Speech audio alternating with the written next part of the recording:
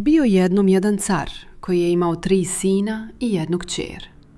Kćer je čuvao kao najveće blago. Kada je odrasla, zamolila je oca da izađe u šetnju sa braćom i on joj to dopusti.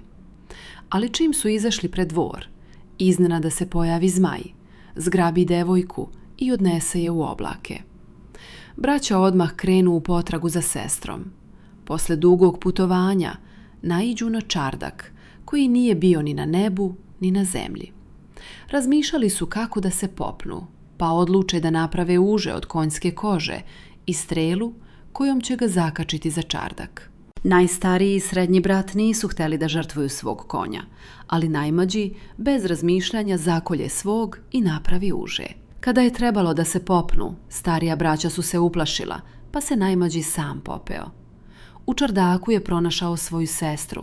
Zmaj joj je spavao u krilu. Iako ga je sestra molila da pobegne, on uzme buzdovan i udari zmaja. Tek nakon 3. udarca, uz sestrin znak gde da ga pogodi, uspe da ga ubije. Zatim su zajedno obišli čardak i vidjeli 3 čudesna konja i 3 zarobljene devojke. Najmlađi brat je prvo spustio sestru niz uže, zatim jednu po jednu devojku, namenjujući svaku braći, dok je posljednju ostavio za sebe.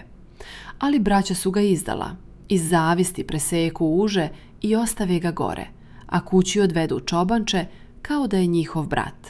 Zaprete se ima da ćute. Posle nekog vremena najmlađi brat uspe da se vrati.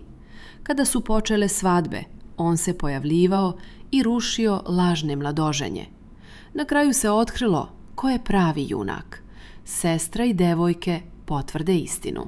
Car kazni stariju braću, a najmlađeg nagradi. Oženi ga devojkom koju je izabrao i ostavi mu carstvo. I tako je hrabrost pobedila, a zavist bila kažnjena.